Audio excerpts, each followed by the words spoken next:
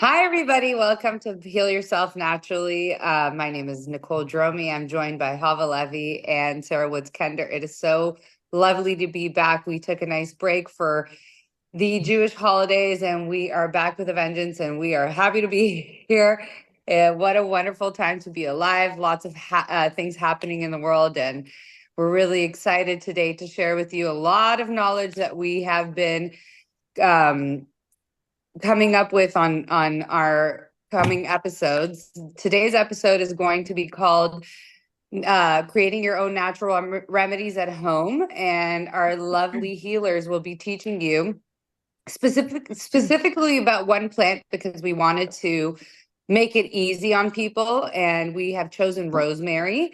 Rosemary is a plant that many people grow at home or they find out in their yard, or that they can find out in their yard, or something that they can easily get in a grocery store, whether it be fresh or dried. And so we want to show you how easy it is to make a remedy from something as simple as rosemary and all of its beautiful qualities, what you can do with it. And we're excited to get the ball rolling. Today's class is a lot of hands-on things, and so we don't want to waste any time. Let's start with Sarah. Sarah has a couple of things she's going to be showing us, and I just want to start with one at a time. And then we'll bounce back and forth between you and Hava so that we can, we can all get things going. So Sarah, what is the first thing you'll be showing us today? Yeah, so like you mentioned, rosemary is the plant that we picked today because it's easy to find. And we really want to bridge the gap between the intimidation that herbal medicine can bring to some people, because there's a lot of moving parts and pieces, and that's why I always suggest people find a local herbalist that you can bounce ideas off of and talk to in regards to herbal medicine. Podcasts are great, right? So we do this so it actually prompts you to do a little bit more learning on your own, and you can also do more learning with us individually as well. But rosemary comes in really nicely for us in many different ways.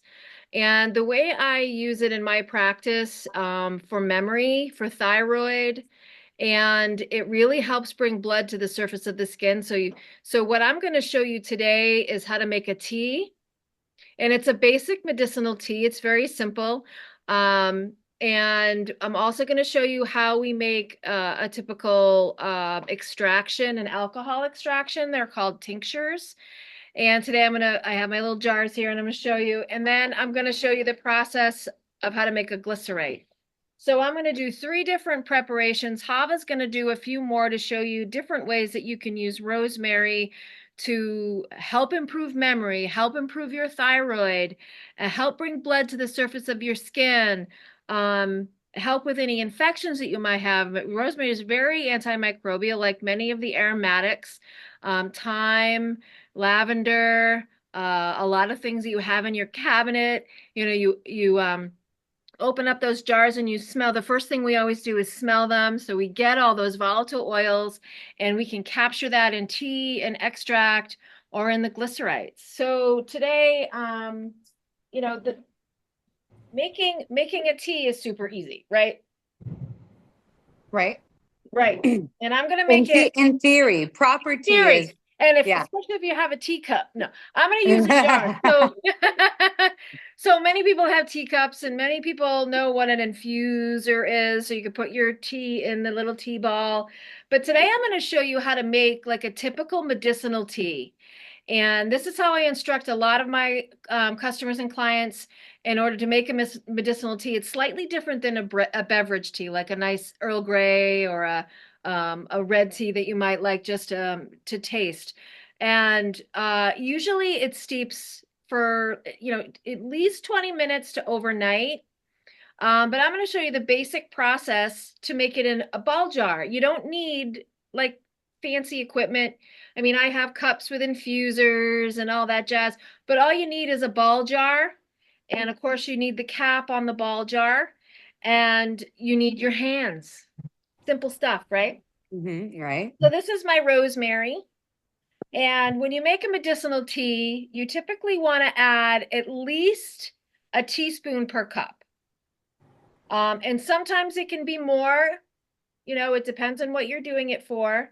So rather than concentrate on dosages and all that jazz, I'm going to just concentrate on making a simple tea, and how I instruct it to my customers and clients is like a fat tablespoon. So we take the fat tablespoon of rosemary just like this, and we stick it in the jar, just like that. And any extras goes in. And then you have your basically your nearly boiling water. And I say nearly boiling because if it's too hot, you could kind of zap some of the good stuff out of the plants. You want it warm. We do cold water infusions as well, but today we're doing a hot infusion, and that's usually what we do with teas. And so I've got my fat tablespoon in there.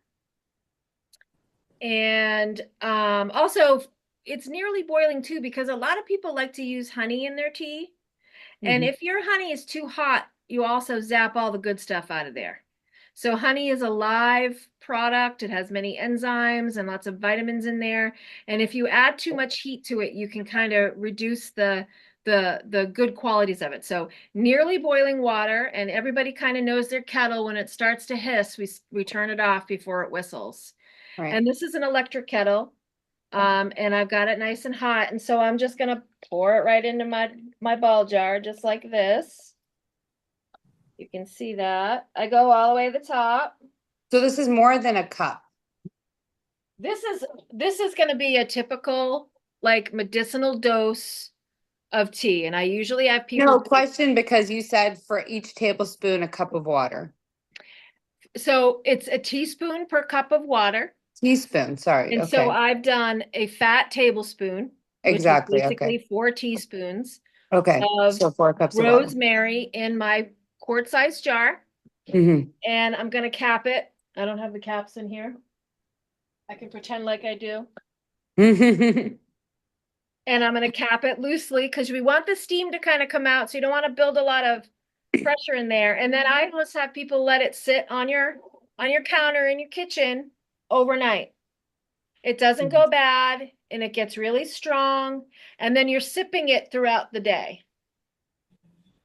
A lot of typical tea blends will have more than one herb. But today, obviously, we're just gonna demonstrate with just one herb. And if you want to drink it warm and sweeten it, can you pour some more hot, like boiling water in there in your cup that you're separately putting with honey? Yeah, so you can add honey at any stage. Usually, when it's warm, it's the best. Okay. I do. I actually do dissuade people from sweetening their teas. Mm-hmm. Just because sugar, it's still sugar, and Hmm. um, you know, if you can really Avoid it. get through your tea without sugar or honey or whatever, is it's best. But you can add the honey at any point in time. Obviously, it's better when it's warm. Um, but again, a typical blend of tea is, 7 to 8 herbs, and then we're custom formulating for people. But so as you can see, the color of the water is already starting to turn. Hmm. So this is called a water infusion, and we infuse herbs with lots of different things. Obviously, water is one of the main ones. And then we're letting this steep overnight, and then we're straining the herb out. You can gently reheat it on the stove if you prefer, add a little sweetener to it. Then you can add sweetener to it right now and let it steep with the honey in it. It doesn't really matter.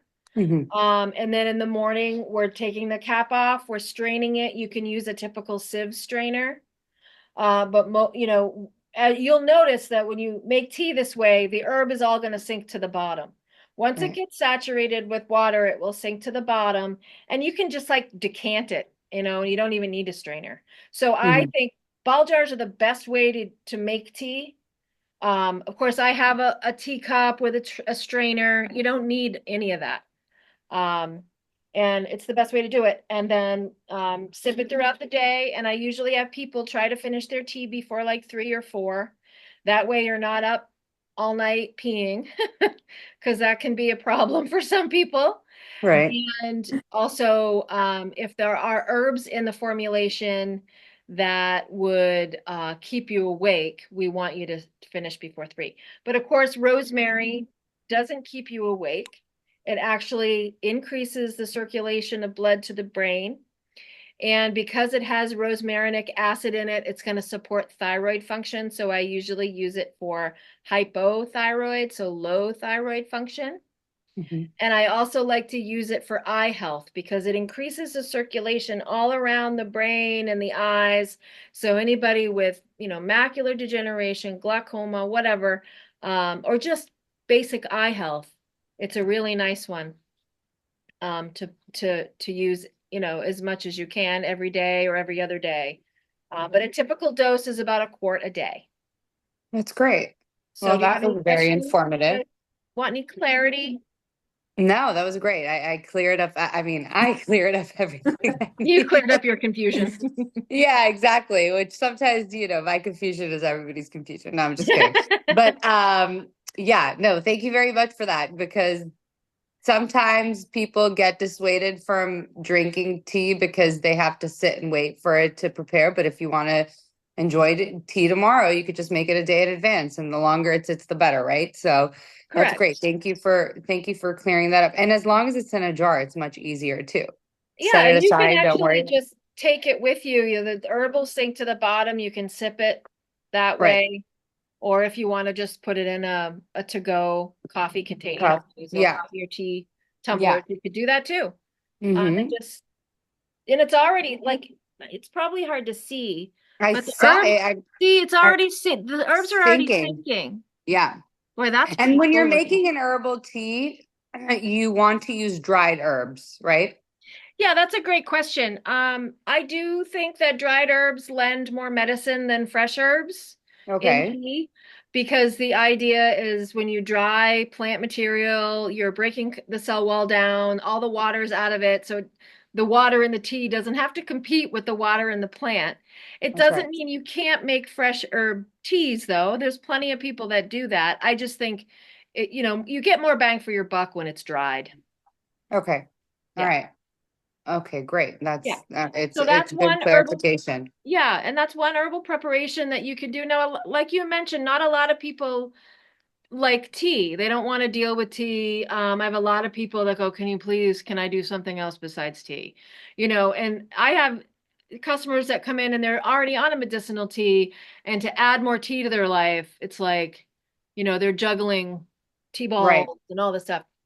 So we use extracts. Now, an extract is essentially a term that's used that you could apply I mean, this is technically an extract Extract, because right. we're Mm-hmm. extracting the plant material, but we Mm-hmm. call this an infusion. It's a water infusion. Right. And when I say extract, I mean alcohol extract. So the other word for that is tincture. Many people know it as a tincture. Uh, and so today I'm just going to show you the basic, what I consider the kitchen witch way to make a tincture, which is no math, which it really makes some people happy. It does. It makes me happy. And I I got will confused with the teaspoon and the tablespoon right away. right? It's Right. like of course, I teach my students the math way, Right. and it can be hard for some people, but once you get it, you get it. Right. But for simplistic reasons today, we're going to make just my kitchen witchery process of making an extract or a tincture. Tincture, right. And so this tincture I'd be using again for the same reasons, for brain health, for thyroid health. And what I'm going to do is take the dried plant material. Now you can make fresh plant material tinctures.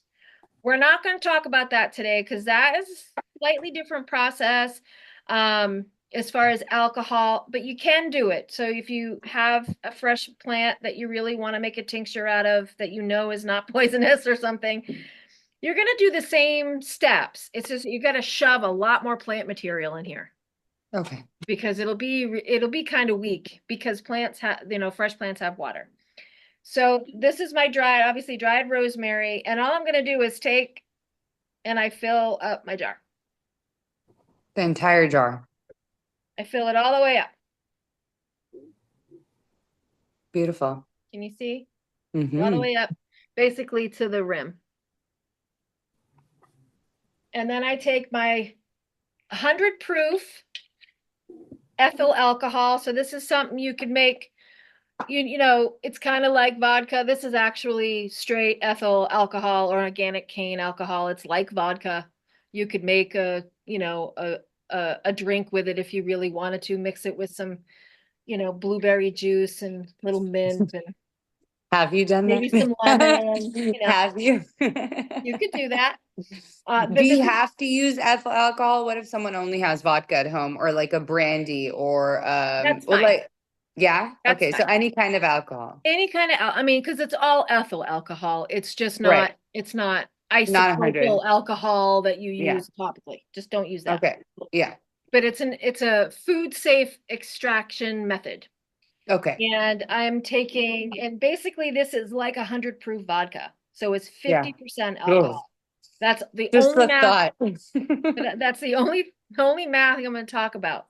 You want Okay. your alcohol to be at least 40 to 50%. Okay. Otherwise, you're really not going to extract a lot. Okay. Okay. So this is 50% alcohol, 50% water. Okay. And then all we do, I know this is like super difficult here, right? All we do is pour it in the jar all the way to the top. Boom. Can you see? Yeah. All the way to the top. And I didn't even spill any. And then we're going to steal the cap from the tea because I'm so prepared. And then we cap it. We give it a shake, shake, Yep. and we put it in the pantry. We label it. We're going to write rosemary. We're going to write the date. And after like 4 to 6 weeks, it'll be done. We leave it in your pantry. Don't put it in the sun. Don't put your teas in the sun.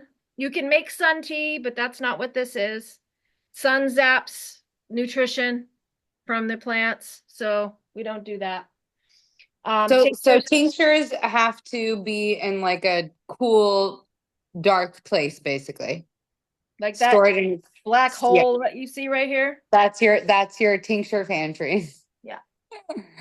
Okay, so that's something that people need to know. Just any kind of cool, dark place, Yep. at least 4 to 6 weeks. Yep. Can it be done before that or no? Mm, um, I mean, Best it to can leave it be. strain. Best to leave it to It's infuse longer. with 50% alcohol, it's best to leave it 4 to 6 weeks. If it were 95% alcohol, it would be done in a day. But Okay, it's got the water in there, so you might as well let it just kind of sit. hang out for a while. Okay, But and after label, the 6 week, yeah, it's important to label the date, label, right? label, label what it is and the date. And I even go so far as to say it's 50% alcohol. You write down what it You is. know, I Yeah. write down the percentage of alcohol just because there's some tinctures that are different that I do. Yeah. And so after that, you strain it or you just strain the amount that you want. So after that, I strain out the plant material and then I reserve the jar and keep it in my jar. Uh-huh. So, get a nice sieve strainer. You can get cheesecloth and you can squeeze it out, get all that Right. out. And then you compost the plant material and you reserve the liquid, and that's your tincture. And then we would dose accordingly depending on what the problem is. But a typical for, like, say if you just want a little brain boost, you'd do like, I don't know, a half a teaspoon a day to a teaspoon a day. Straight to the mouth or mixed with some liquid? We always want to mix it with tepid water or even a little warm water. Okay. So I never really suggest people do tinctures neat on the tongue or never under the tongue. And I Okay. think that that's kind of a thing for some reason. And we know that herbs and things, medicine can go in sublingually, right? Under Right. your tongue. But that the alcohol can be really harsh on that tissue. Yeah. So if you want to, this is what I suggest people do. Put your dosage in a a typical cup with Right. with like a quarter cup of water, warm water, tepid water, and then you can drink it. You can swish it around in your mouth if you want to, and then you take it that way. And I also suggest people, for the most part, not to do tinctures on an empty stomach, just because some people have sensitive, you know, digestive process, and it can be, alcohol can be harsh, and unless that's what you're going for, you might get a little buzz in the morning, depending on how many tinctures you're Now, taking. what's your theory about giving children tinctures? I think it's fine. Okay, Because you're I giving, do too. I just wanted to hear it from you. yeah, I want to put it out there. yeah, you're giving, if you're doing over the counter cough syrup, you're giving your kid alcohol. So Absolutely. unless you have a non-alcohol brand, which is, I don't even know if that exists. It must, unless it's a homeopathic or something. I've given my kids tinctures since they were little, and kids, you're going to use a lot smaller of a dose. Right. So it's not that little bit of alcohol is not going to Especially harm when you're them. putting it in their water. So yeah. Yeah. Yeah, Yeah. yeah. I've been giving my kids tinctures since before they were 1 year old. Like, Yeah. yeah. I just wanted to put it out there so people aren't afraid. It's alcohol, but there's nothing wrong with putting it in their water, and it has a great healing properties. So we don't want to discourage people from using it. Right. And so with that said, Nicole, unless you have another question. No, no, no, no, I With don't. that said, if you do have concerns about alcohol in children, there's another way that you can make an extract without alcohol, and that's with vegetable glycerin.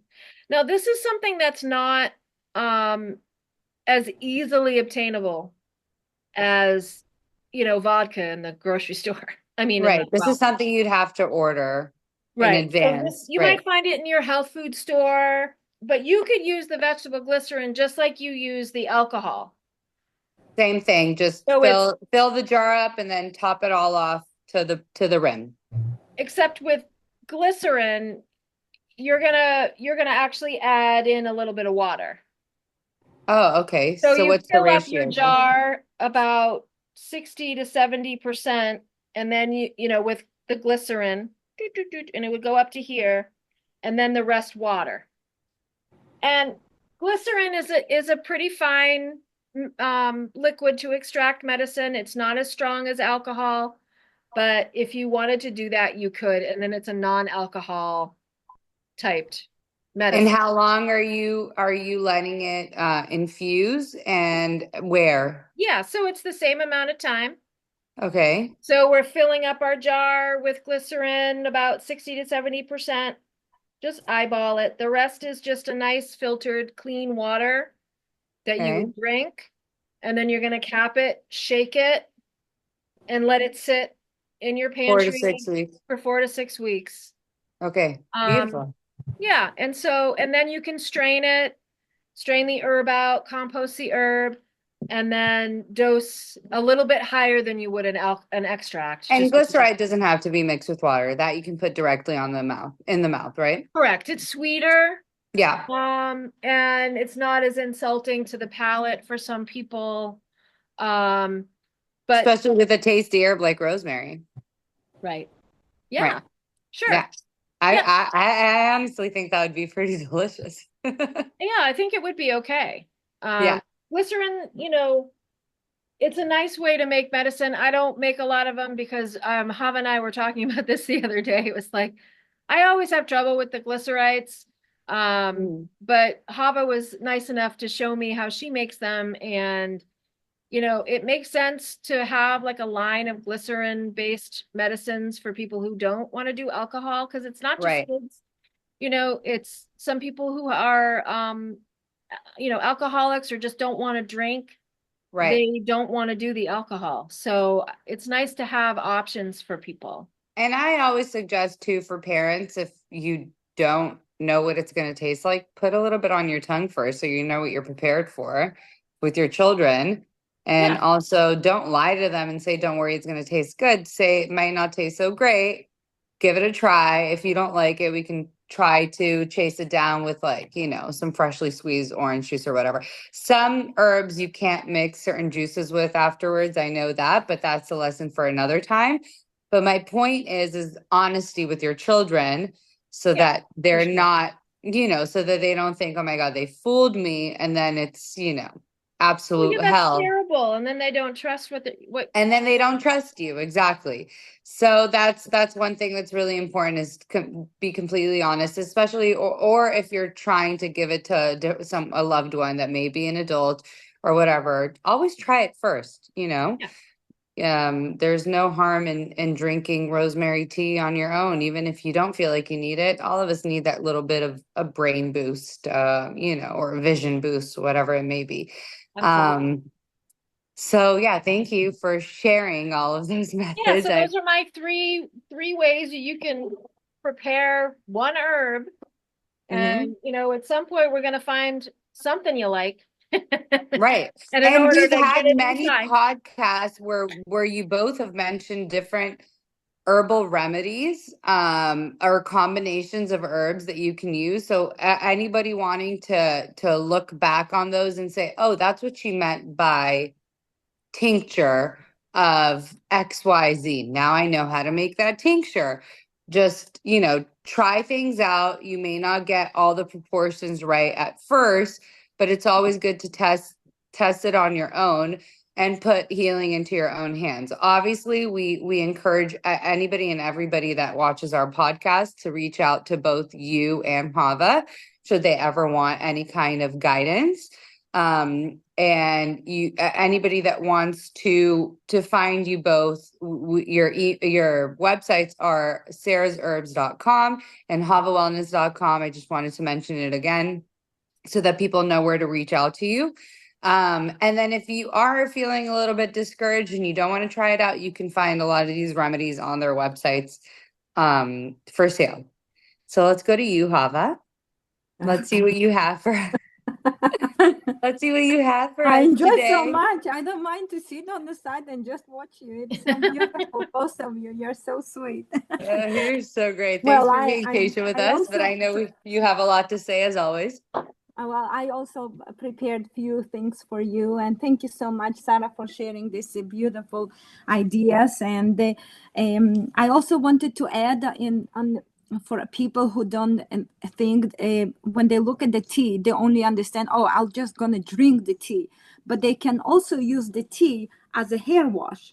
Meaning, like lovely. after taking a bath or something, and as a final rinse, they can rinse it by using a rosemary tea.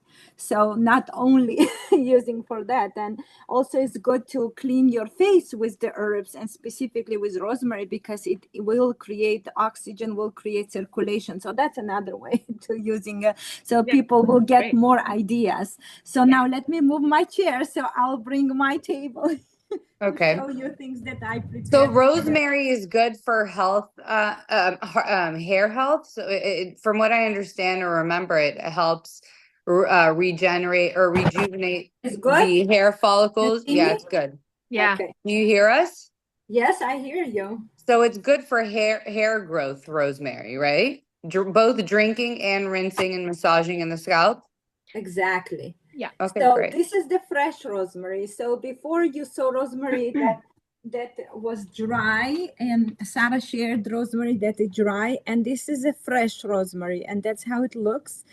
And it's actually the plant that I planted a year ago. I got a beautiful bunch from my farmers, and I received it as a present, and I used half of it, but I didn't know like I was thinking, what should I do more, and then I got an idea, why not just to plant it.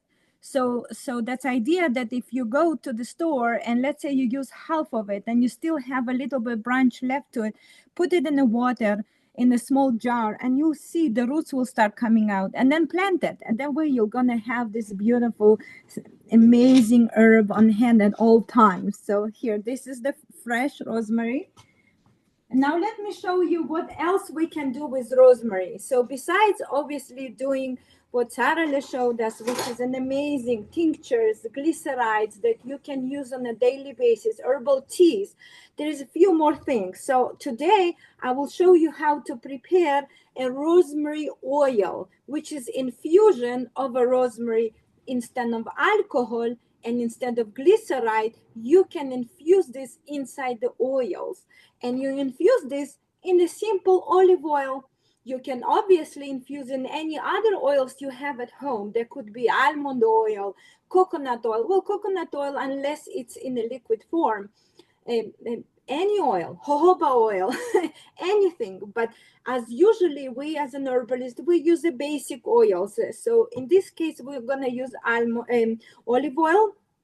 But I wanted to show you a different infusions of different herbs. Let's say this one is a mullein infusion. This one is eucalyptus. Look how dark the oil is, right? It's absolutely incredible. So now let me show you how you can prepare your oil, and then I'll teach you what you can do with it. So first of all, small jars. I am absolutely in love with the small jars. Oh my God, I have those.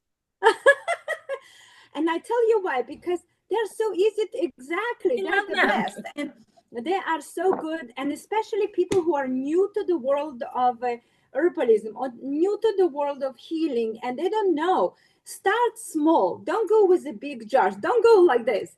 Start small. Get used to it. Because what happens, and I found this a lot, people prepare and they're like, what the hell I should do with this? And then they look at it and they don't know what to do. So start with the small experiment. It's all about bringing this, I would say, bringing this, so it will be part of you. So you slowly get used to it. It will become part of your daily life.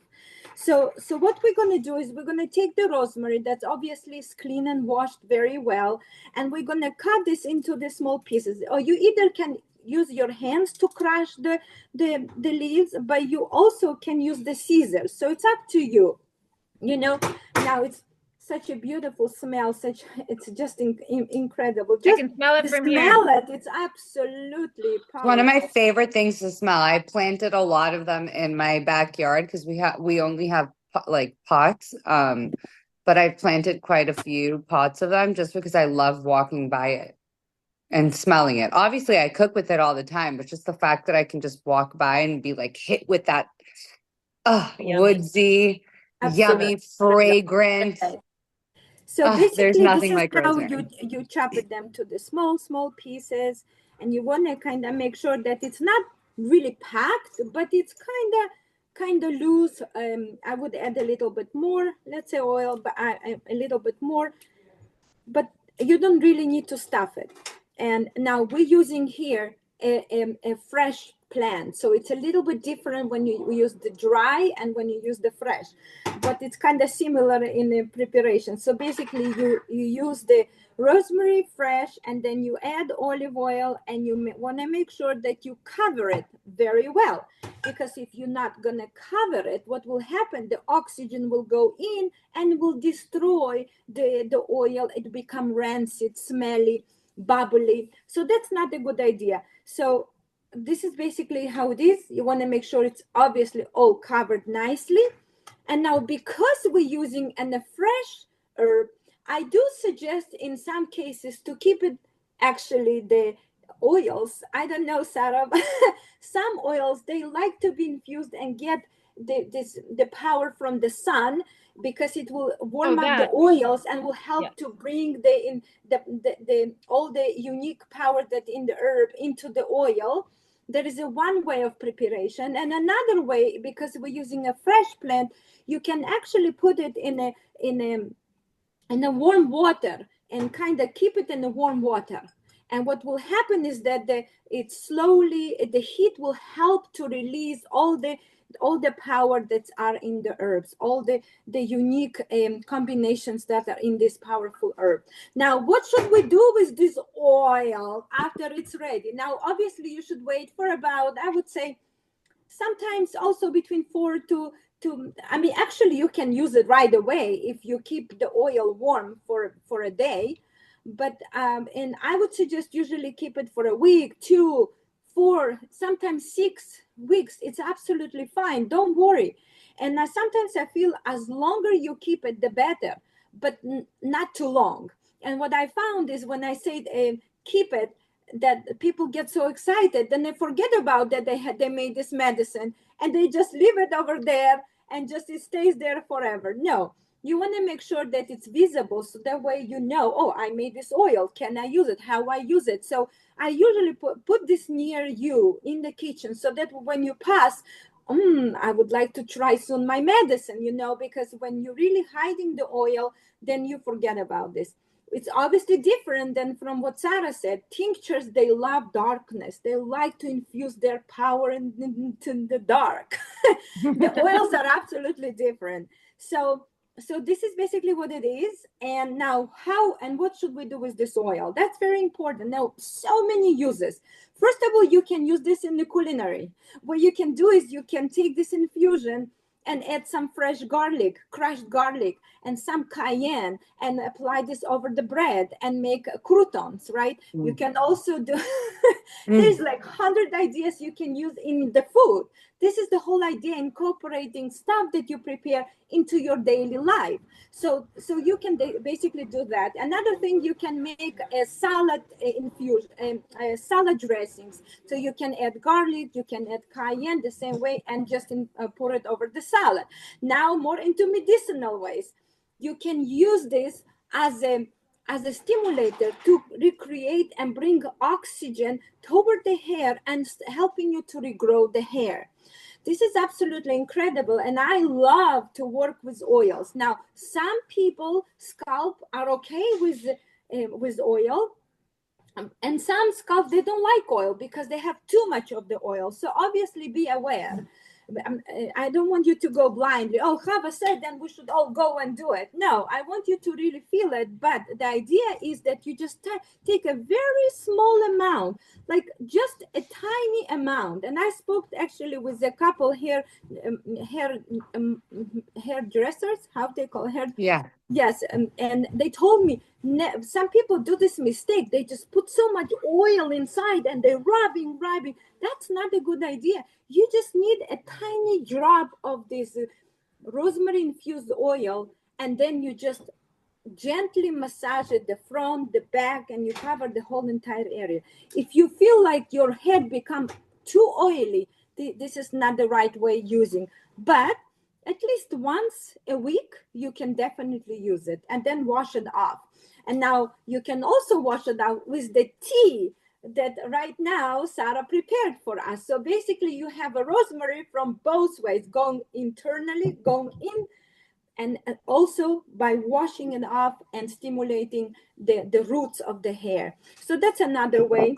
Another wonderful way to use this oil is that you can also play around. And let's say you have a headache and you just need this, or you are coming, you have a test that's coming, what to do? So you remember that you have on the counter your amazing rosemary oil. So you take a few drops and you just massage it. You massage your head, you massage it to your front, and then you go to the back and you're doing as a massage. And what will happen? Your concentration will get better. You will be more focused. And it's also wonderful. It's a reliever for the headache, because rosemary is famous by relieving headaches. Okay, so here we go. That's what we can use. And also, like, why not to use as a massage oil and just rub it all over your body? I have an idea. You can rub on your breast. I don't know if the breast will grow bigger, but but why not to try? I know you never know. You're so quirky. I love it. Oh my goodness. Okay, so that's one way. It's an oil infusion. Now But you should strain it as well after the. Obviously, after a couple, let's say, week or 2 weeks, you basically can strain the oil and just use it. And as always, everyone said, you want to make sure that you label it, because if you don't label it, you're gonna say, what is this? And you might fry your pancakes with it. So they will taste like a rosemary, but I don't think it's a good idea anyway.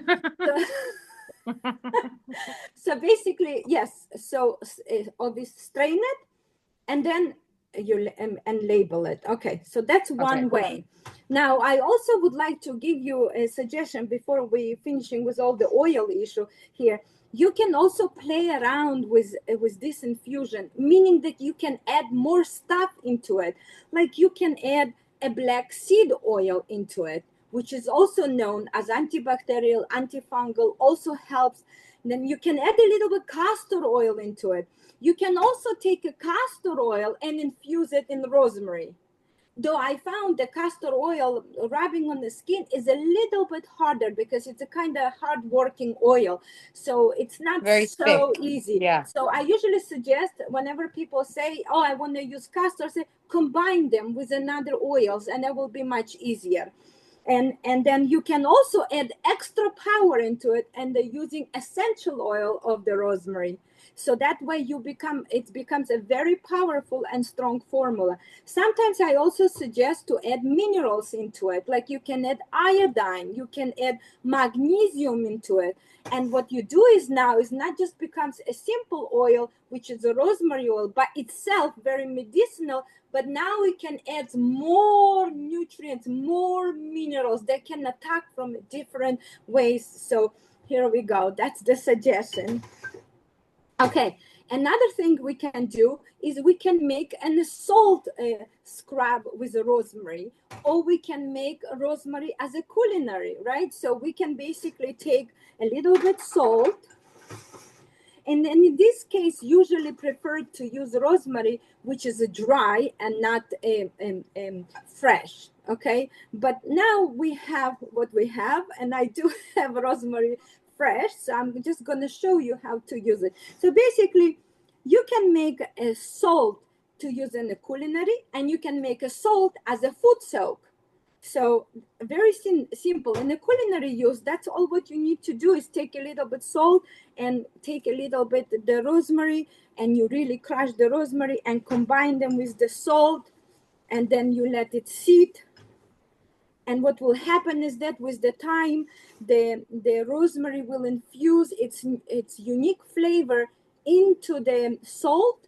And whenever you pour this on your food, it will have a delicious aroma of rosemary. Now, and let me show you how to make a salt scrub or salt that you can soak your feet in it. As we know, Sara loves very much to using a salt in soaking the feet or soaking the body. So this is how you What use kind of it. salt did you use?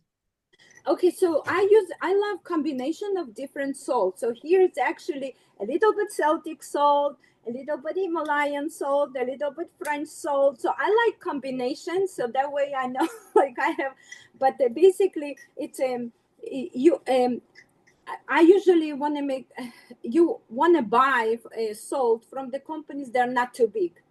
I always look for the companies that have a small how I would say a Farms? small name before they really get famous, because once they get famous and go into the market, then they need to follow a different regularities, and then you never know what happens with them.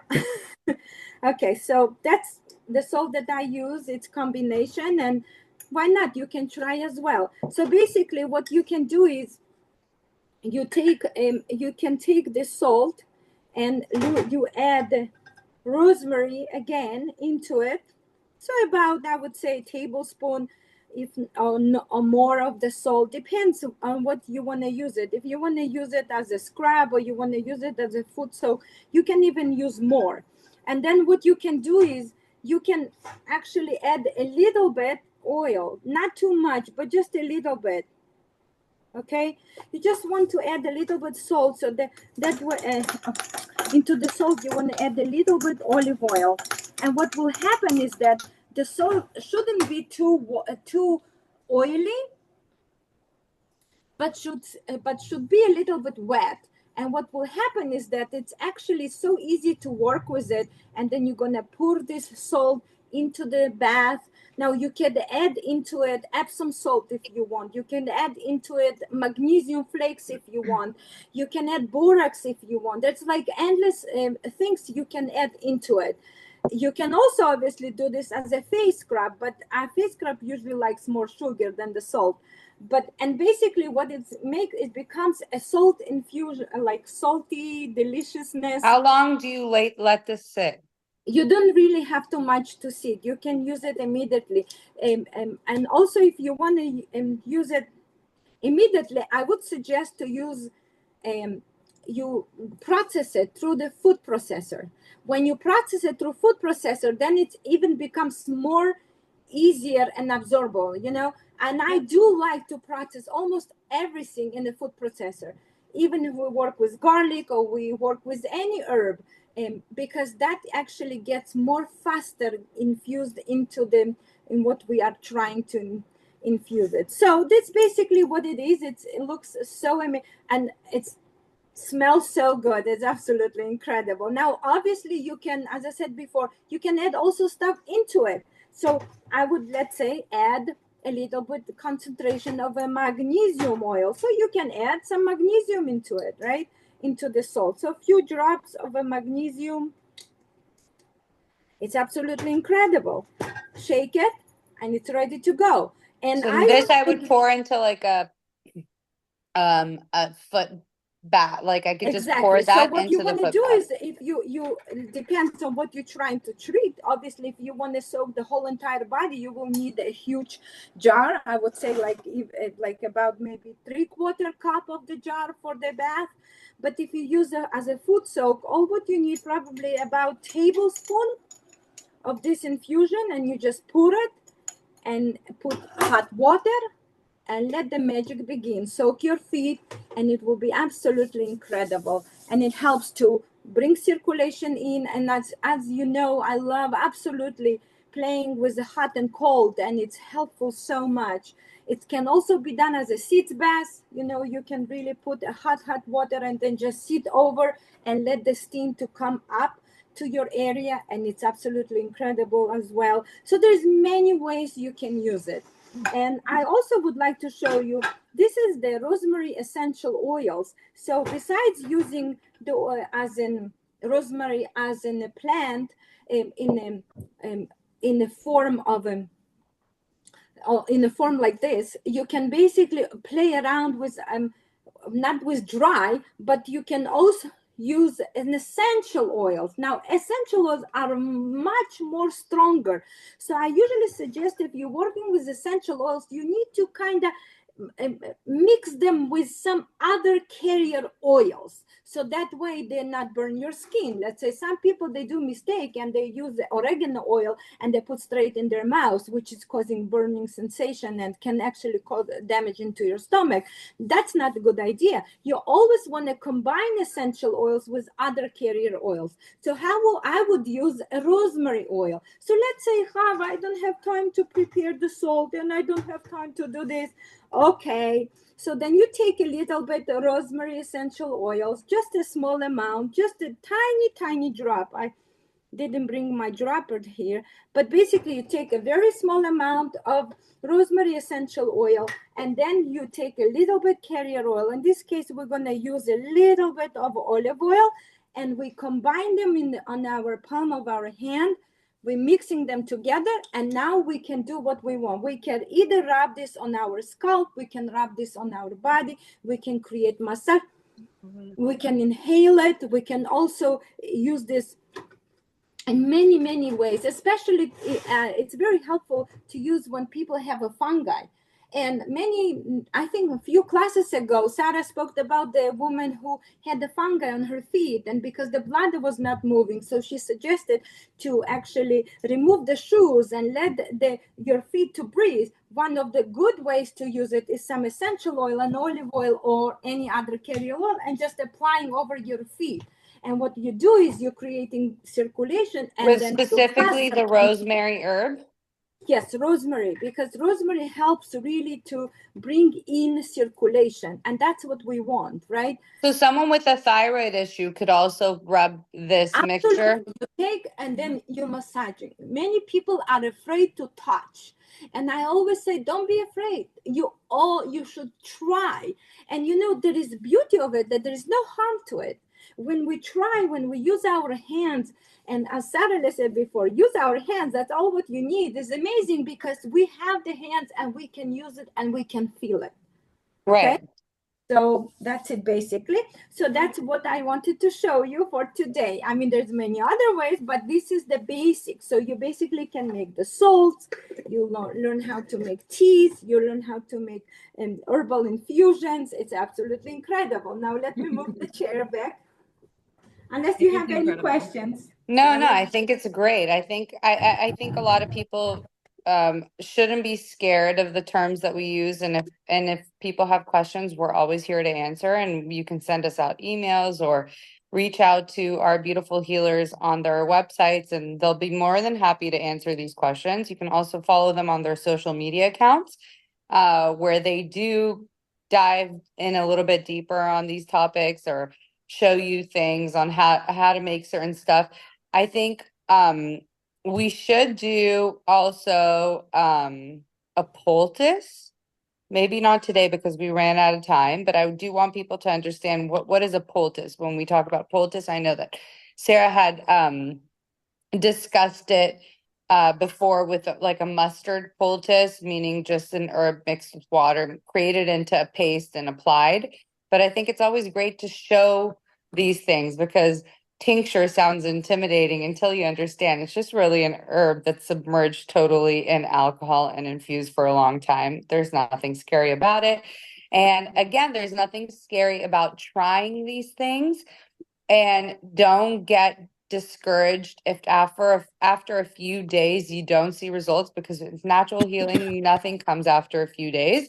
You always want to try something for at least a week or two and then see if it's not working or if it's too much on your body or if it's too little. Either increase the dosage, decrease the dosage, or stop it altogether. Right, ladies? Am I on cue with Yeah. that? Yeah. Yeah, and I Yeah, think dosage is probably the hardest thing to discuss because it really depends on the the person. person, the age, the size, the condition, the Right, formulation. And so when people buy tinctures in the health food store, they could say anywhere up to 2 to 30 drops, 2 to 4 times a day. I mean, and right. that's why the dosages are hard to To pinpoint. really get, and that's why you should listen to your body, so that if you see that, okay, I have thyroidism, and I'm taking this tea, I'm drinking, at least a quart a day, and it's lowered my levels immensely after 2 weeks, maybe reduce that amount, right? Um, or medication if you're still on it. Obviously, we don't want people who are taking medication and going on starting herbal treatments to stop medication just because they're starting herbal treatments. You should always consult with your practitioner and a healer or an herbalist that you are working with, so that they can work with you on gradually lowering your dosage and then eventually getting off of it completely if that's possible, because that's always a goal. Um, once you train your body into learning how to do things on its own again. Um, and we're here for that journey, and we want to encourage everybody that wants to go on that journey, and especially if they do, to reach out to our healers that we have here today to get some more guidance, because this is what they specialize in. Their clients come to them for specifically for either lowering medications, dosages, or just lifestyle changes, and that's what it is. But it starts with just making that one cup of tea and continuing with it. And so we don't want you to get discouraged. Make that tincture, keep it there. It can last for a tinctures. I didn't ask you both Forever. this. Yeah, At yeah, least 10 exactly. years. Yeah. Exactly. So I wanted to clarify that if you make a tincture and you didn't use it within that first year and you're doing a pantry clean out next spring and you see your tincture, don't throw it away because it's still Yeah. useful. With oils, how long does that last? It doesn't last that long, A right? year, a year. A year. What do Yeah. you say, Hava? I say I, infused oils a year. yeah. Yeah, I would say also about a year, and also depends where they kept it. If they kept it in a warm area, and also depends if they would stick their hands into it. So usually it will lose the color and will lose its power. Potency. Yeah. And I Yes. find And that, glycerides. you showed the two different infusion methods for oil. And I would say just from experience, the sun infusion, which is a lovely way to make oil, by the way, I think they tend to go bad quicker just because they've been in the sun. Right. Right. That's just my experience, but And then Yeah. for glycerides, best kept in the refrigerator, no? Once done infusing. What the they don't glycerin? have to be, but Right. yeah. I also find them to be tastier, FYI, people, once they're really cold. Yeah. They're just not as strong, but They're not as strong, yeah. they're But still good. Yeah. Actually, I I want to add into it that the rosemary tincture can be like all the tinctures as well, can be applied on the skin as well. So it's not only by taking Right. by mouth, you can also apply it straight over your skin. So let's say if that's what you have, and you have a rosemary tincture and you want to treat like sort of fungi or something, or you want to quickly combine, let's say on as the hair wash, whatever, you can use the tincture. And what's good about tincture, because they're on the base of alcohol, they will just go straight into it. Because the oil actually it has like some sort of a time till it blends beautifully into the skin. So if you want to treat something quickly, I would suggest using the tincture. So don't be afraid to try. Yeah. So So if tinctures I'm can be treating used in a thyroid, variety of let's ways. say I could take the tincture, put a few droppers in my hand, And then and then rub definitely, into. yes. Okay. Your thyroid. Oh, yeah. You could put it Okay. right on your thyroid. Oh, Right and on let's say there. you don't have a salt with rosemary, and now you've heard about that, and now but you have a rosemary tincture, let's say. So what you can do, or I don't know so much with the glyceride though, but you definitely can just put a nice tub with hot water and put few drops of the tincture inside and soak your feet, and And and then you that's can it. always add something like magnesium flakes, like you said, if you want to Obviously, really yeah, I like to boost it. add and play all around, but I don't want to Right. confuse people, so that's why we kind of kept it. But Yeah, the once idea you've was mastered that one herb, exactly. then you start playing around with it. So if you're doing it Exactly. on your own with the knowledge that you're receiving from us today, start with one herb at a time. And throughout, we have mentioned plenty of herbs, um, alone and what they're used for. For example, one of Hava's favorites is cayenne. And she has mentioned plenty of time cayenne oil, cayenne tincture, cayenne tea. So these are how you prepare those things. And then you can later on, once you understand, they both promote circulation, right? Why not combine the two? Even if you have two separate tinctures, combine them and use them in order to get better results. Yes. So that's what we want all of our viewers to really get out of this, that you start with one thing, add another once you feel confident that you have the knowledge about both plants, and then do your research on more plants. And if you need help with that research, you can always reach out to our lovely ladies here and get all of that information and join more of our courses and classes that they either do separately or in the future will be doing together. They have aside from this, Sarah and Hava have gone together on social media quite a few times and done a live videos. We're And planning to do tomorrow Tomorrow one. morning. there you Well, go. And tomorrow morning they're doing another one. So well, that's my what's really great. afternoon, but your morning. Yeah. Well, and what's great about live recordings is that they still get put on to your account, so you can watch it later on. And we really want everybody to continue gaining this knowledge from you ladies, and I thank you both for your time today. Thank you. Next time we'll be talking about a lot of more interesting topics. We hope to see you all on our next episode of Heal Yourself Naturally. May you all have a blessed, beautiful day. Thank you, everybody. Bye, everyone. Thank Bye. you, everyone. Bye.